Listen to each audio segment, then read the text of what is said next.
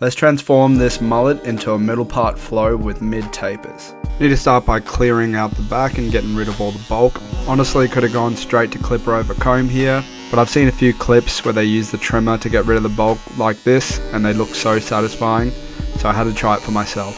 It's not very practical though. I definitely recommend just getting rid of the bulk first so you can see exactly where you want to put in your trimmer line. Now using trimmer over comb, I'm going to clear away all the bulk at the back, making sure not to go in too tight because I want to use scissor work to set up the flow.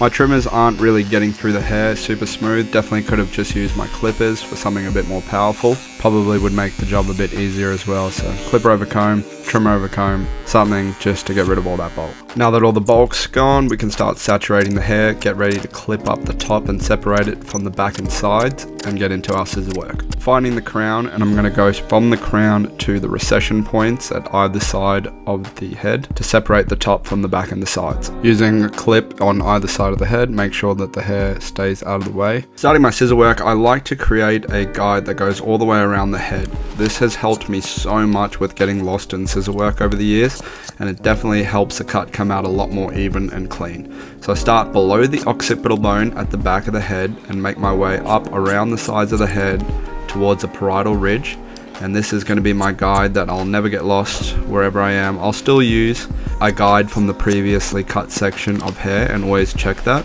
but this guide that travels all the way around the head helps you so much with not getting lost, making sure that things are even. Now I'm going to start taking diagonal back sections. Going to use a traveling guide, but then also using that guide that we've created all the way around the head. Sorry that my shoulder's in the way here and the footage is a little bit blurry. I'm definitely still working on my setup for recording. I need to raise the aperture so that it has more of the shot in focus. That way you can still see the client. I'm also going to raise the height of the camera and put it on more of a downward angle so that you should be able to see everything a little bit better, be able to zoom in a bit tighter. But taking these diagonal back sections, that way the hair is going to flow nicely backwards. And then also using the guide from the previous cut, checking it right there, and then also the guide from underneath, from the occipital bone, the one that we've taken all the way around the head. Following this all the way towards the back, and then I'm going to repeat the same thing on the other side, and then we can begin connecting the top to the back and the sides.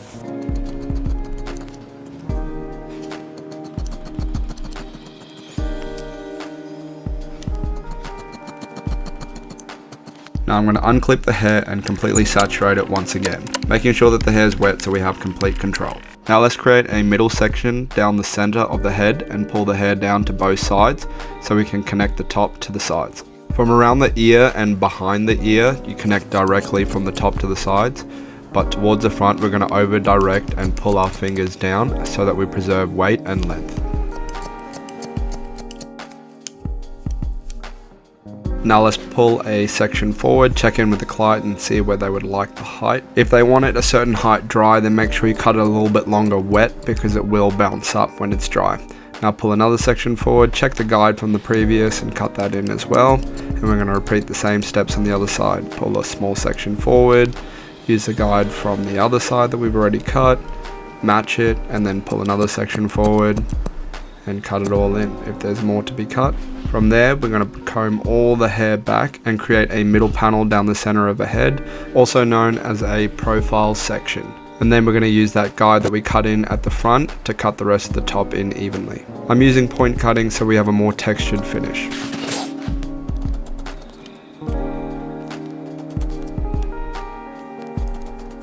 Once we've finished cutting in that middle panel, I'm going to comb it across to the side and use it to cut in the rest of the top.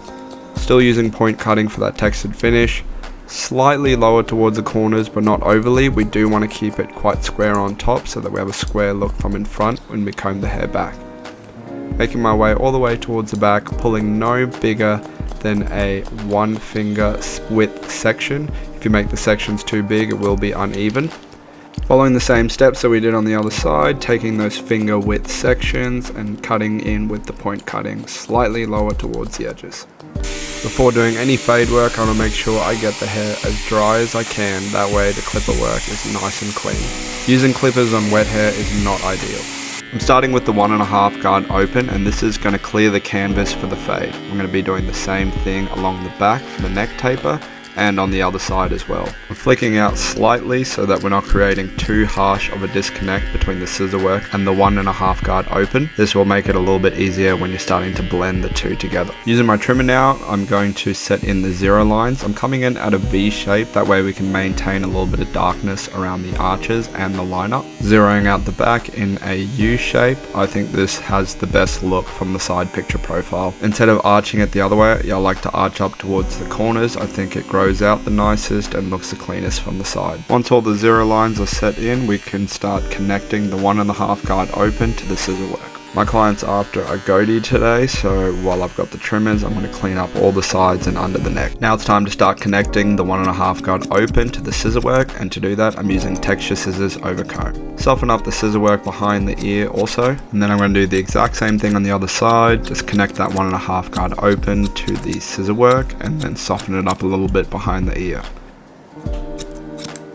Moving on to the back, same steps, same process, then we can begin our fade. Using the zero open, going up 1 finger width in the same shape that we put in the trimmer line. Then we're going to take out that middle line, starting with 1 open, then 1 closed, half guard open, closing as needed, then we're coming back with the 0 closed and opening that 1 notch at a time as needed until the line is completely gone and the fade looks smooth. If you need, come back with the trimmer to get rid of that bottom line and use the texture scissors for any detail work. Now we're going to repeat the same process at the back, starting with 0 open, going up about 1 finger width. To get rid of that line above, we're going to start with the 1 open, then closed. Following that up with the half guard open, closing it as needed until that line is completely smooth and blended out. I'm opening the lever up and then closing it as needed. You can see here, sometimes you need to close it up, open it up, go a little bit higher, close it up and attack the line if it's not coming out, and then keep closing it until you're cutting with a short enough length that you completely get the line out. With our clipper lever closed, let's get rid of that bottom line. Open it up 1 notch at a time as needed, working your way up slightly higher until the blend is completely smooth. If you still see dark spots after you've opened the lever up, don't be scared to close it again and get rid of those dark spots or lines. To style the cut today, we're going to start by wetting down the hair. This is really going to help to spread the curl cream more evenly. Curl cream probably isn't the ideal product, but it adds a little bit of light hold and shine to the hair, which is what we're after. Yes, we're not trying to curl his hair and define curls, but that little bit of extra hold and that light shine is going to really enhance the look. Comb all the hair back and then create a middle panel and separate the hair on either side to create the shape that we're after. From there we can use the diffuser to dry the hair. I'm pressing it right against the hair onto the head to help dry the roots a little bit quicker, and then from there I can dry from a distance until the hair is completely dry. Then you can just use your hands to brush and mold all the hair into shape so it's got a natural textured look. We don't want to use a comb and make it too perfect and get rid of any of the texture that we've just created. In case you forgot, this is how the client came in and this is how he's leaving. If you have any questions, leave a comment below, subscribe for more YouTube tutorials.